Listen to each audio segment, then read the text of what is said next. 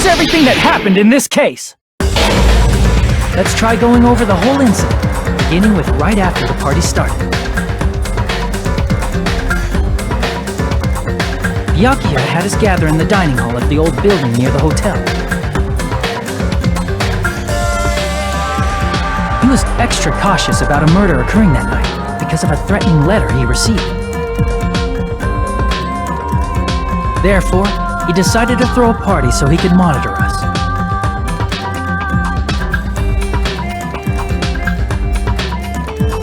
Though one person didn't come, the rest of us assembled at the dining hall, and the party was underway. But at that time, the trap set by a certain someone was already in motion. They plugged 3 irons into the outlets in the storage room, which nearly capped the power usage.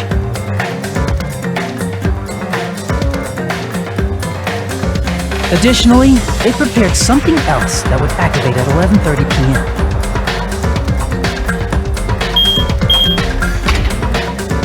The air conditioners in the office and dining hall. They had already set the timers for this.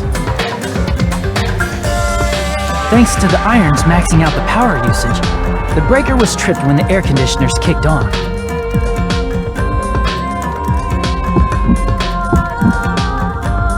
Since the windows in the old building were covered, the blackout plunged the dining hall into total darkness.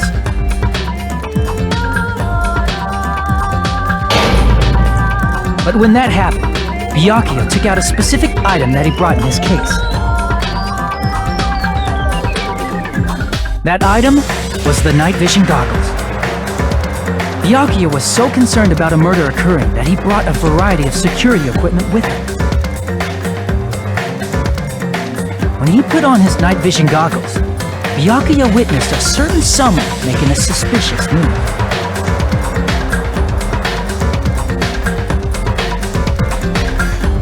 He saw Nagito guiding himself with the desk lamp's power cord so he could get under the table.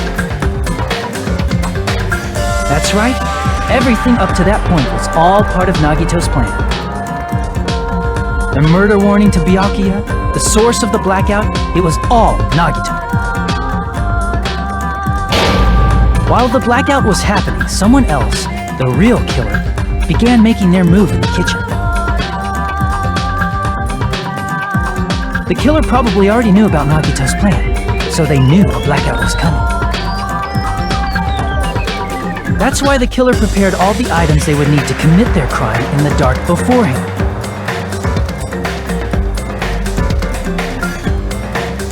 They needed a light source, which was provided by the portable stove in the kitchen. They needed a weapon, too. This had also been hidden in the kitchen beforehand.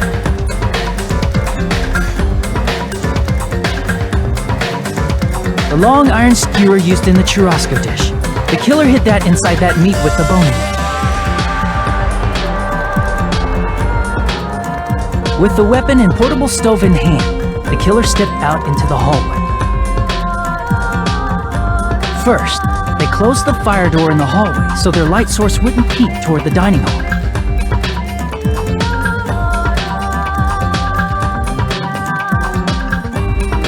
Then, guided by the light, the killer headed toward the storage room and grabbed a specific item. That's right, a tablecloth to block the blood splatter. With this, the killer finished their preparations and snuck under the floorboards through the secret passage. They probably turned off the portable cooking stove at that point, or left it near the entrance of the door. The floor in the dining hall is full of gaps, so there's no way they could have safely held a light source.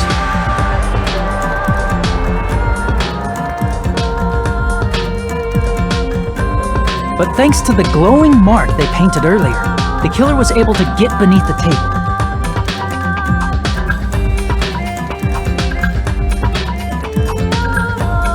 Under the table, Byakuya found the knife that had been hidden there.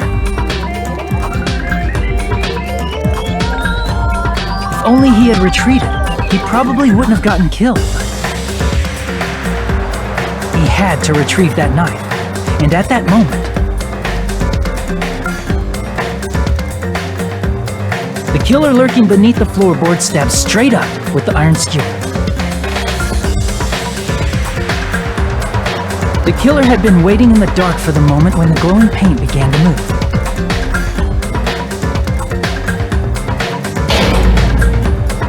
After they murdered Byakuya, the killer purposefully shouted from beneath the floorboards to make it seem like they were still in the dining hall.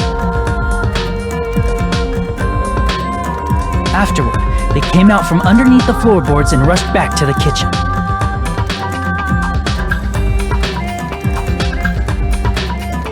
And then, after hiding the murder weapon in the kitchen, they rejoined the group as if nothing had happened.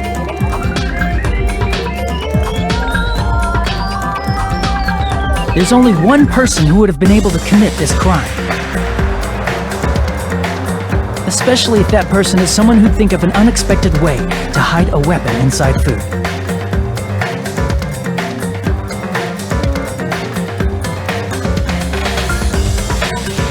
Isn't that right, Teru Hanamura?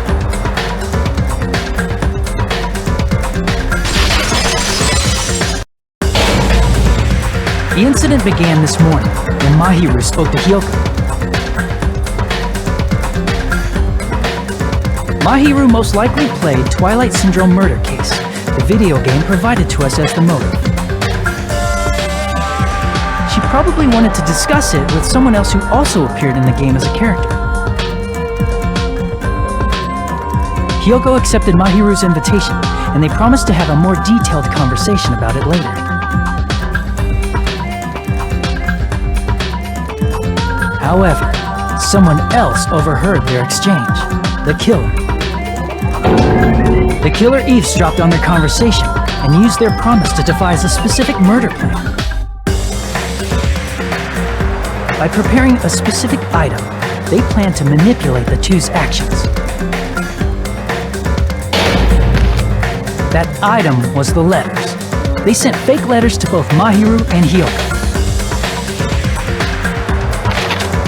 The letter Mahiru received told her to come to the beach house at 2:30 p.m.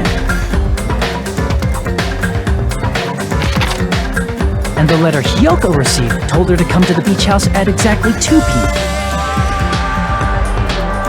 By providing different times, the killer was able to lure them to the beach house separately.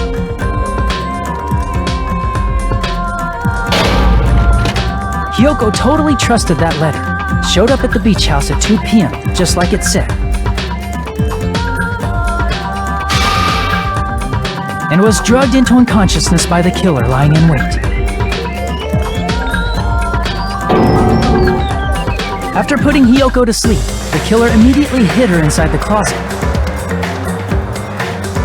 so they could frame her as the killer later. At 2:30 p.m., Mahiru arrived at the beach house. She was completely unaware that she'd been targeted for murder.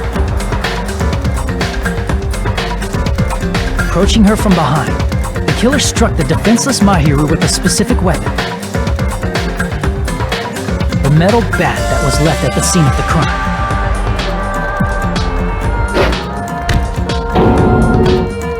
The bat was brought down onto the back of Mahiru's head, and with that, she took her last breath. According to Mikan's autopsy, Mahiru died instantly, so she probably never knew who killed her. With that, the killer achieved their goal of killing Mahiru and began to tamper with the crime scene. They dragged Mahiru's body so that it blocked the door leading to the road. Also, the mask found at the scene of the crime was something the killer personally left. I'm not really sure why. My guess is it's something similar to a calling card. That's how the crime scene we discovered was created. However, by moving Mahiru's body, the killer got blood splatter on them. Plus, the shower room had no water because it was out of order, so they couldn't wash it off. But the killer expected something like that to happen. Instead of the shower, the killer used something else to wash the blood off their body. They used plastic water bottles that were inside the beach house refrigerator. We can assume they carried the bottles to the shower room before the sequence of events had happened. In place of showering, they washed the blood off their body with water bottles instead. However, they had no choice but to dispose of the empty bottles in the beach house's trash can. Littering is against the rules, and it would have taken too much time to throw them away somewhere else. After the killer washed off the blood, they hid in a specific spot inside the closet Hiyoko was in. The killer hid inside the surfboard case that they had already emptied beforehand.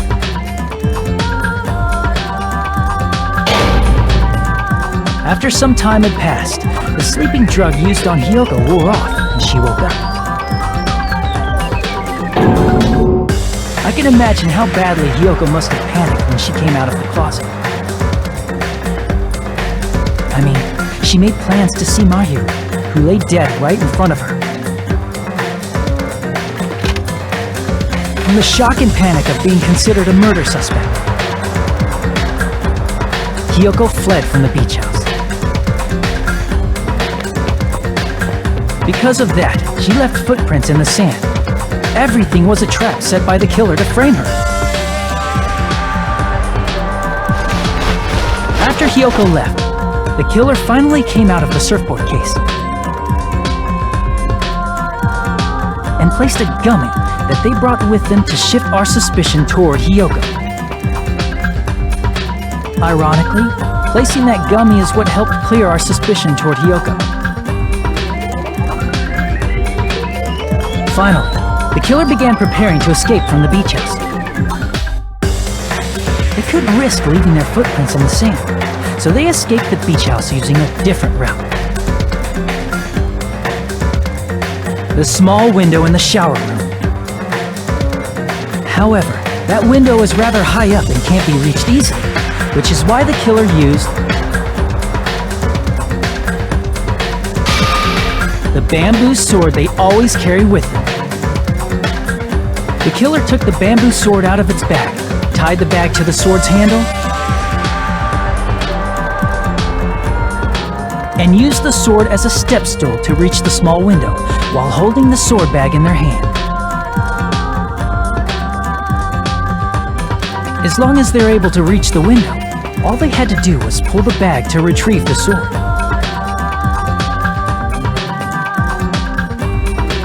And so the killer left the beach house and appeared before us as if nothing had happened.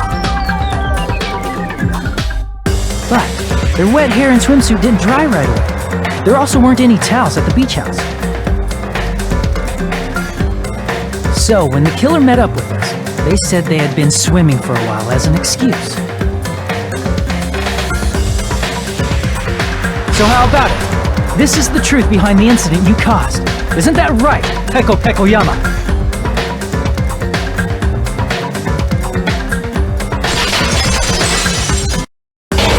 The key to this incident is the surveillance camera video that only I saw.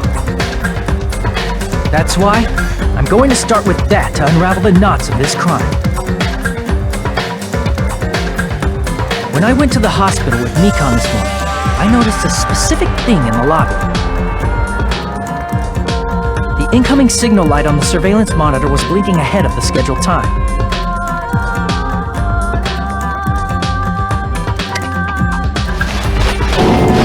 When I switched on the monitor, what appeared on screen was a person wearing a hospital gown and a bag on their head about to hang themselves right at that moment. That surveillance camera unit was designed for two-way communication with the hospital and the music video. That's why I thought the signal originated from the music video, so I immediately headed over there.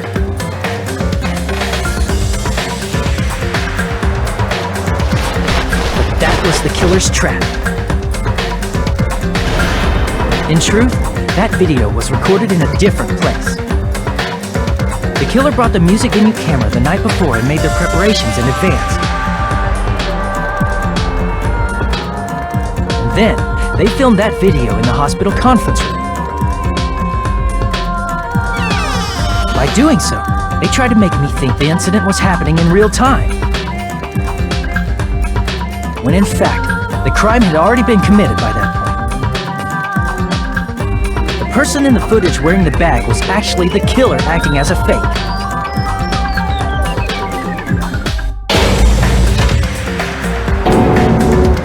I didn't know that, so I went to the music video and found the hanged body wearing a bag on its head.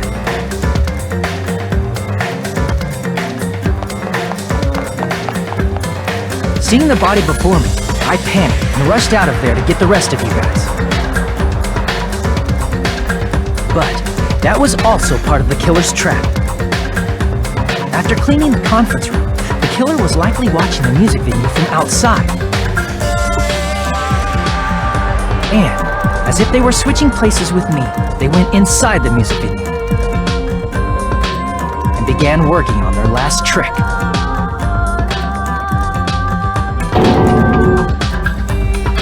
First, the killer peeled off the wallpaper covering one of the stage pillars, revealing Hyoko's body. When I first arrived and saw the hanged body, I didn't notice anything strange about that pillar. I didn't expect it to be slightly larger from the wallpaper, or have Hyoko's body hidden inside. Next, the killer destroyed the surveillance camera that was used in the conference room.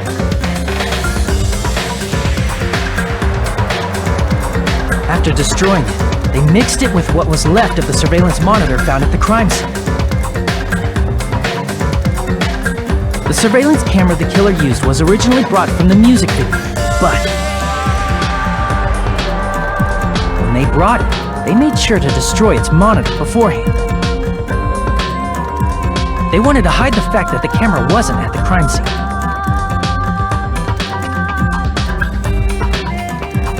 In the end, the killer transformed the crime scene into a closed room. They broke one of the drumsticks from the storage room and placed it near the music venue's entrance. However, they did this to mislead us into believing that the music venue was locked from the inside. In actuality, the reason the music venue became a closed room was because of the glue. The killer sealed the door with glue and intentionally created a closed room that could be forced open.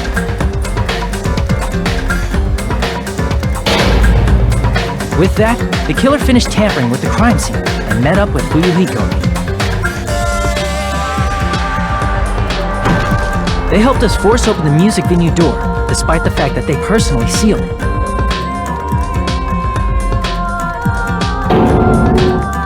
They made us discover not just Ibuki's body, but Hyoko's suddenly present body as well.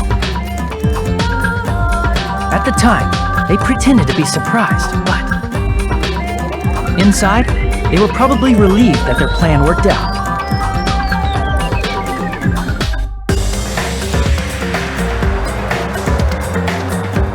Isn't that right, Mikan? This crime was orchestrated by you, wasn't it?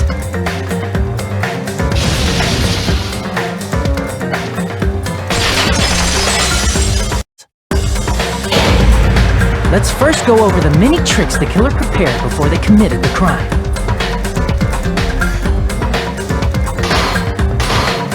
First, they destroyed the contact elevator.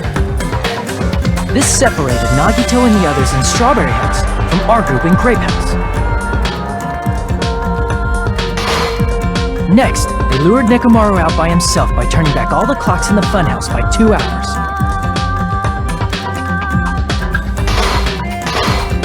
Additionally, in order to secure an alibi, the killer went to the Strawberry House lounge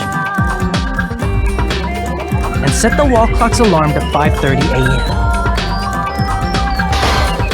After finishing their preparations, the killer went to Strawberry Tower with the necessary tools in hand.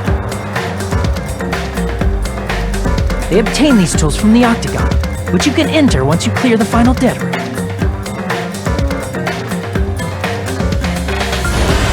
This means the killer discovered the secret of the funhouse faster than anybody else. That secret being, Strawberry House and Grape House are actually the same building.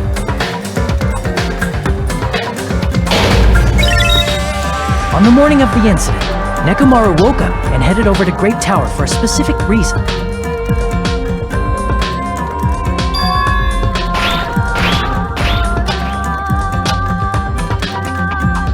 There, Fuyuhiko, who was at the lounge by coincidence, witnessed Nekomaru. According to Fuyuhiko's testimony, that was around 5 a.m., but by that point, the killer had already messed with our perception of time. In actuality, Fuyuhiko witnessed Nekomaru at 7 a.m. That's also the same time Monokuma Taichi begins. Nekomaru went to Grape Tower to participate in that.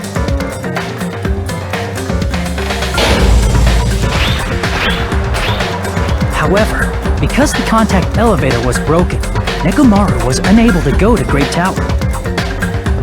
So he decided to try going to Strawberry Tower.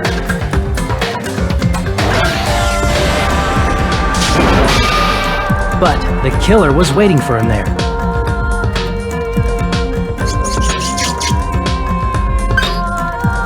With the power of hamsters, they were able to press the good night button on the back of Nekomaru's neck.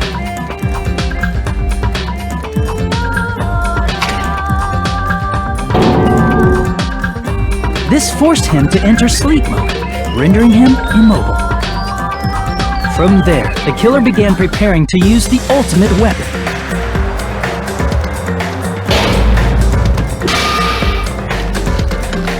First, they set the alarm in Nekomaru's chest to 7:30 a.m. so he'd wake up.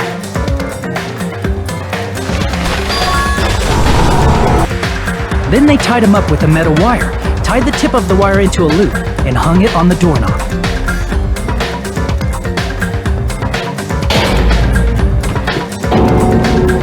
After leaving Strawberry Tower, the killer then destroyed the door button to Strawberry Hall.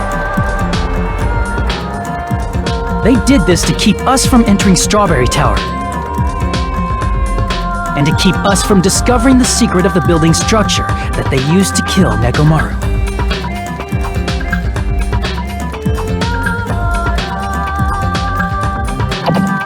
Then, they used the secret octagon passageway to travel to Grape House. After arriving at Grape Hall, they pressed the button to open the door to the tower.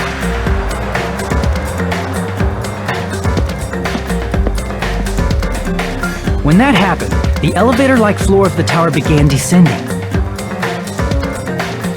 And Nekomaru's body was still inside, dangling upside down in midair from the wire. The killer entered Grape Tower to see if their setup was successful.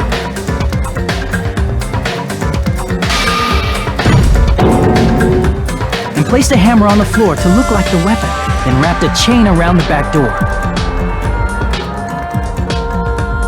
This was done to make us falsely believe we couldn't enter the tower from Strawberry Hall.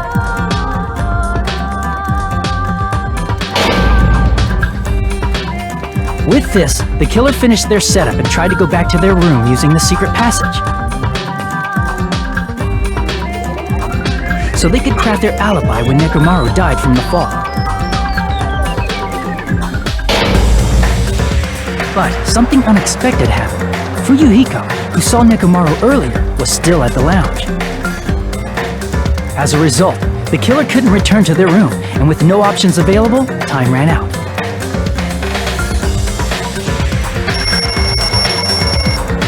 The lounge's wall clock alarm started ringing at 5:30. Well, actually 7:30. To avoid a worst-case scenario, the killer was forced to appear in front of Fuyuhiko with the others.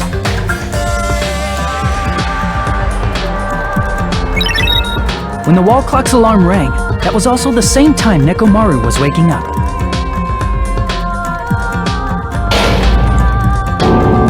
He woke up while he was still hanging upside down, so he couldn't help but sway his body powerfully. Originally, the loop of wire was only supposed to slip off the doorknob. but because there was a heavier load than expected, the doorknob ended up breaking.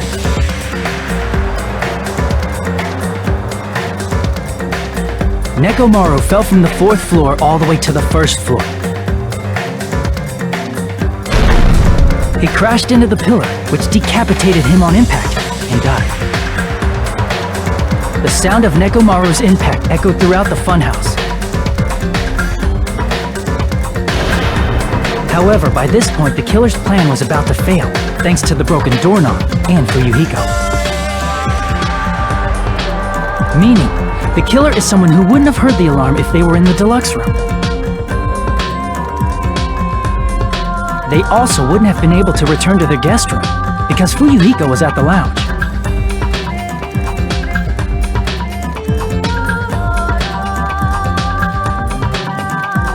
That someone is Gundam Tanaka. I can't think of anyone else but you.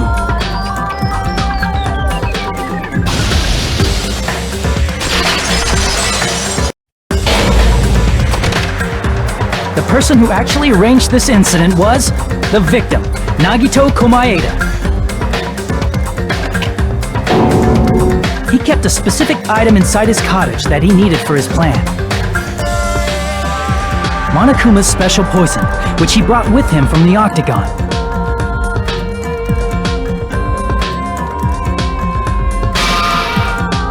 Using the gloves and gas mask that he got from the military base,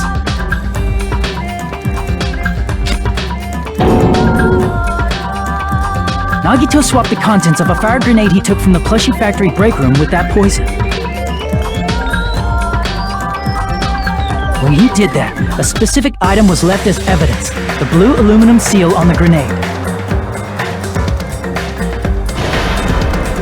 With that, Nagito finished making the poisoned fire grenade, took it with him to the factory,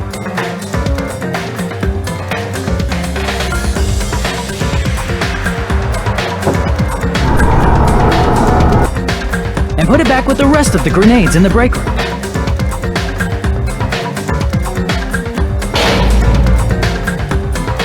The next morning, Nagito appeared before us and declared that he hid a bomb somewhere.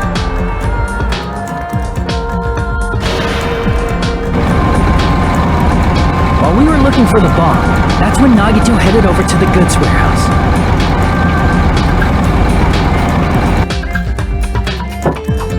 In order to set up a fire, Nagito arranged the Monokuma panels in a line going from the door to the curtain and placed an oil lighter in front of it. From there, Nagito set his insane plan in motion. First, he hung the spear that he took from Nezumi Castle from the ceiling girder by its cord.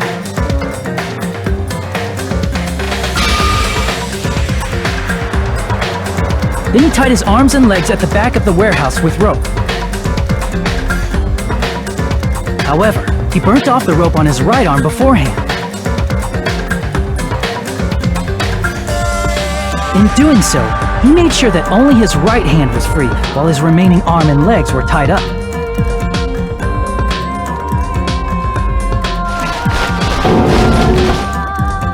As he gripped the tip of the rope hanging over the ceiling girder with his left hand, he lay down face up, just beneath the dangling spear. But this was just the beginning of Nagito's plan. And then, he did something no one could have predicted. First, he covered his mouth with duct tape, and after making sure he was unable to scream,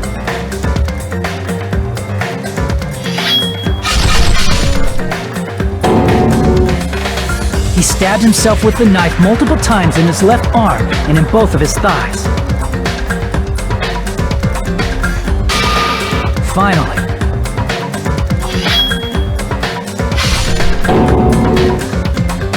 he propped the knife on the plushie and slammed his right hand onto the blade. He didn't just want us to think he was tied up, he also wanted us to think he'd been tortured. Through all this, Nagito never let go of the spear. His plan still wasn't over. In fact, it was just about to begin.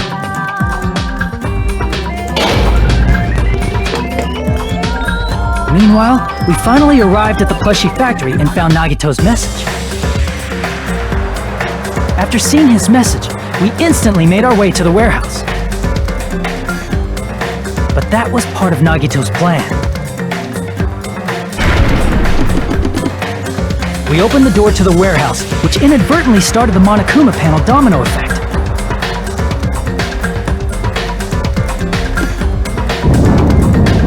The panels fell one after another until they reached the lighter, tipped it over, and ignited the curtain.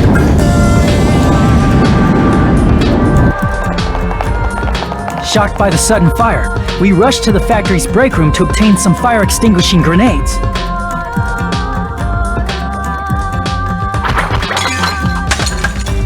We then aimed for the fire's origin point, which was the curtain, and unloaded the entire supply. It never occurred to us that one of those grenades was the poison grenade that Nagito had prepared.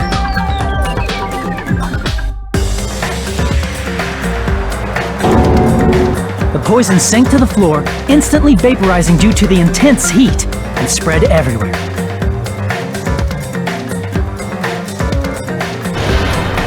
The poison gas quickly drifted to the curtain at the back of the warehouse, where Nagito was. Also, Monokuma's poison has a unique quality in which it becomes heavier than air when vaporized. That poison gas completely surrounded the area where Nagito lay face up on the floor. There, Nagito inhaled the poison, and if it didn't instantly kill him, he certainly lost consciousness.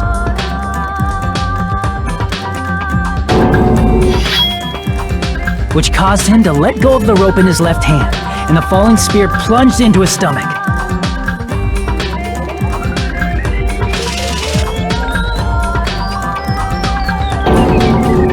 This is all the information related to Nagito's plan. His true intention was to set one of us up as the killer. At this time, we still don't know who the killer is, because the killer wasn't aware they killed someone. Try as we might, we cannot reach that truth. That was Nagito's trap. In conclusion, the fact that we can't determine the killer's identity